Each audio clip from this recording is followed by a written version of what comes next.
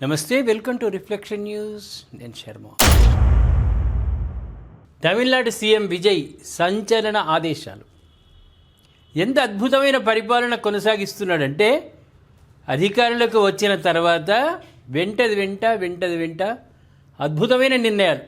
ఒక రకంగా భారతదేశంలో ఆయా రాష్ట్రాల్లో ఉన్న ముఖ్యమంత్రులు ఆదర్శంగా తీసుకునేటువంటి నిర్ణయాలను వారు కూడా ఆదర్శంగా తీసుకోవాలి. ఈయన తీసుకుంటున్నటువంటి నిర్ణయాలు ఎంత అద్భుతంగా ఉన్నాయంటే, ఇప్పుడు తాజా నిర్ణయం ఏంటంటే ఎవరు కూడా పరిపాలన విషయంలో, చట్టం విషయంలో పార్టీలకు అతీతంగా వాడెవడన్నా మోనార్క్ కానీ, మాజీ సీఎం కొడుకైనా సరే, బిడ్డ అయినా సరే, లేకపోతే మాజీ సీఎం అయినా సరే, ఎవడన్నా కానీ వాడు చట్టానికి వ్యతిరేకంగా పని చేస్తే లోపల పడేయండి, వానిపై న్యాయ విచారణ జరిపించు. చివరికి తన పార్టీ వాళ్ళైనా సరే, తన కార్యకర్తలైనా సరే, రాజకీయ జోక్యం లేకుండా నిష్పక్షపాతంగా మీరు చట్టాన్ని అమలు చేయండి అని కలెక్టర్లకు, ఐపీఎస్ ఆఫీసర్లకు, ఎస్పీలకు ఆదేశించింది. ఏడ జరుగుతుంది అబ్బా? మన దగ్గర చేస్తుర్రా? ముఖ్యమంత్రి ఉన్నాడు. ముఖ్యమంత్రి సంబంధించిన బంధువులు ఎంత లంగ పని చేసినా, ఎంత దొంగ పని చేసినా మాఫీ. బయటకు తెస్తారా? మీడియా ముందు ప్రవేశపెడతారా? వాళ్ళ ముఖ్యమంత్రికి సంబంధించిన ఈ వ్యక్తిన, వీళ్ళ బంధువు ఇవి పని చేసిండని ఎన్నడన్నా పోలీస్ శాఖ ప్రెస్ మీట్లో చెప్పిండ్రా? చెప్పరు. మళ్ళా అధికారంలో ఉన్న పార్టీ ప్రతిపక్షంలోకి పోయిన తర్వాత మన ప్రతిపక్ష వాళ్ళను ఇట్లా వేసినప్పుడు ఇవన్నీ చెప్తారు తప్ప, అధికారంలో ఉన్నటువంటి వాళ్ళు ఏ తప్పు పని చేసినా, ఏ గుండాయుధం చేసినా మాఫీ. అటువంటి నడుస్తున్న ఈ టైంలో విజయ్ సంచలనమైనటువంటి నిర్ణయాలు తీసుకున్నాడు. ఒకసారి డీటెయిల్స్లోకి వెళ్దాం ప్రేక్షకులారా. తమిళనాడు ముఖ్యమంత్రిగా బాధ్యతలు చేపట్టిన తర్వాత తొలిసారిగా జిల్లా కలెక్టర్లు, పోలీస్ సూపరింటెండెంట్లు, కమిషనర్లు, ఐజీలు, డిఐజీలతో సహా రాష్ట్ర ఉన్నతాధికారులతో సీఎం విజయ్ 2 రోజుల ఉన్నత స్థాయి సమీక్షా సమావేశాన్ని ప్రారంభించారు.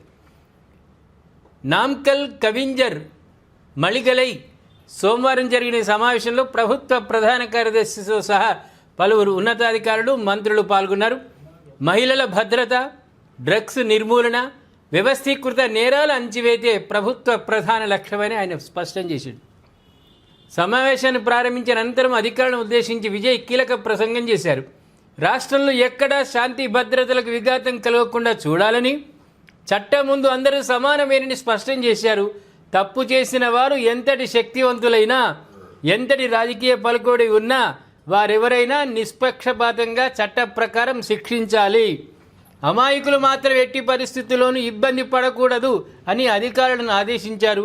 రాజకీయ ఒత్తిళ్లకు తావివ్వకుండా స్వేచ్ఛగా విధులు నిర్వహించాలని ఆయన ఆదేశించాడు. ఇక్కడ ఏమవుతుంది? ఓ ముఖ్యమంత్రి ఉన్నాడు. ముఖ్యమంత్రికి సంబంధించినటువంటి వాళ్ళు ఎవరైనా తప్పు పని చేస్తే ఇంకోటి నూకుతారు.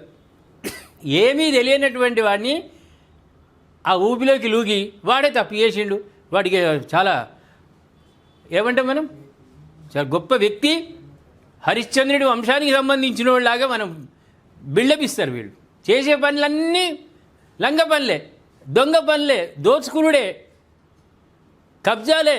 కానీ వాడు అధికారంలో ఉన్నటువంటి సమయంలో బయటకు రాడు.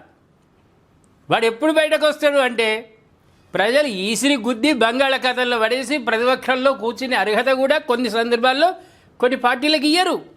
ప్రతిపక్ష హోదా కూడా ఇయ్యరు. నువ్వు అందుకు కూడా పనికిరావంటారు ప్రజలు. ఒకవేళ ప్రతిపక్ష హోదాలో కూర్చుంటే అప్పుడు బయటపడతాయి. ఇవన్నీ విజయ్ని చూసి నేర్చుకోవాలి. అటువంటి తప్పని చేసిన వాళ్ళు ముక్కు నాలకు రాయాలి.